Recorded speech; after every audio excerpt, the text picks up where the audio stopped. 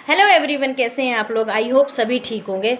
आप लोगों ने देखा ही होगा आजकल उत्तराखंड में क्या चल रहा है। अंकिता प्रकरण चल रहा है और उस हत्याकांड पे काफ़ी लोग अपनी राजनीति चमका रहे हैं और जो जो लोग सोशल मीडिया पे हैं वो अपना चैनल चमका रहे हैं।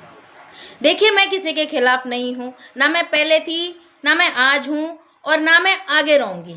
और ना ही अंकिता हत्याकांड में मैं किसी को बचाने की कोशिश कर रही हूँ, क्योंकि काफ़ी लोग मुझे कमेंट करते हैं कि आप किसी को बचा रहे हो। तो भाई, मेरा कोई सगा नहीं है, मैं किसी को नहीं बचा रही हूँ। मेरा सिर्फ इतना कहना है कि अगर दोषी हैं तो वो बचना नहीं चाहिए, और अगर कोई निर्दोष का नाम किसी रंजिश के कारण लेता है तो वो जो आरोप लगा रहा है वो नहीं बचना चाहिए, क्योंकि ये एक ऐसा सेंसिटिव मुद्दा है जिस मुद्दे पर पूरे देश को जब हुआ था तो हिला के रख दिया गया था। आज भी उस पर जब भी कोई बात होती है, जरा सी भी कोई बात उस प्रकरण को लेके बोलता है तो भी हमारा देश, हमारा उत्तराखंड पूरा हिला हुआ है। तो पहली बात तो मैं उन लोगों को भी ये हिदायत देना चाहती हूँ कि अगर कोई अंकिता की आड़ में अपना उल्लू सीधा करे तो सावधान हो जाएं, क्योंकि अगर तुम यहाँ से बच जाओगे, सब चीज़ों से बच जाओगे, ऊपर वाले से नहीं बच पाओगे, क्योंकि झूठ बोलोगे ना तो सज़ा भी ज़रूर मिलेगी। मेरा सिर्फ इतना कहना है। मेरे कोई रिश्तेदार नहीं है, ना मेरी उर्मिला सनावर कुछ लगती है और ना और कोई कुछ लगता है। मैं बात जो कहती हूँ वो सच कहती हूँ, सही कहती हूँ और ताल ठोक के बात करती हूँ। मुझे किसी का कोई डर नहीं है। मैं इतना जानती हूँ कि अगर किसी की संदिग्धता पाई जाती है उस पर जांच होनी चाहिए। जांच के बाद अगर वो दोषी पाया गया तो उसे सजा होनी चाहिए। लेकिन अगर किसी को निराधार फंसाया जा रहा है तो जो आरोप लगाए उसे सजा होनी चाहिए, क्योंकि किसी की छवि खराब करना भी एक कानूनन अपराध है। अब मैडम जो है पहले आरोप लगा रही थी पुलिस पर कि मुझे जो है एनकाउंटर करा जा रहा है, उत्तराखंड पुलिस जो मेरा एनकाउंटर करना चाहती है तो मेरे लिए सुरक्षा भेजी जाए। लेकिन कल रात वो आ गई और कोई सुरक्षा नहीं गई, किसी ने उसे कुछ नहीं छेड़ा, किसी ने उसके ऊपर कोई हमला नहीं किया।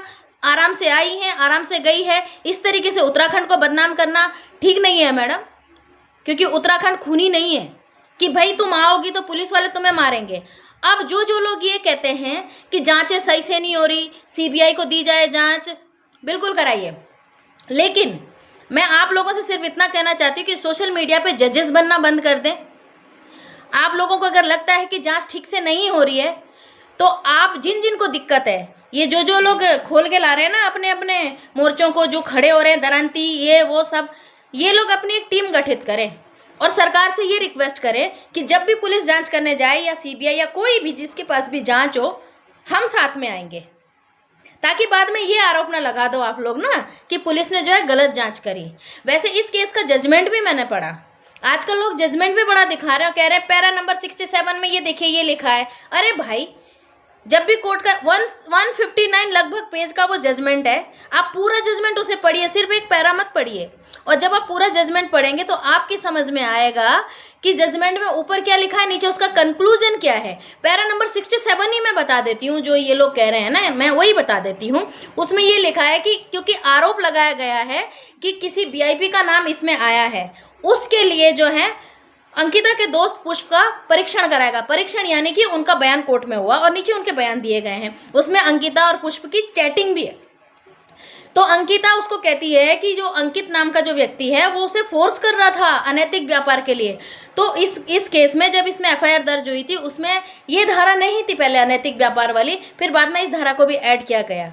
तो आप वो चीज़ क्यों नहीं देख रहे हैं? आप हर चीज़ को ये क्यों देख रहे हैं कि ये भी हुआ है फिर भी है?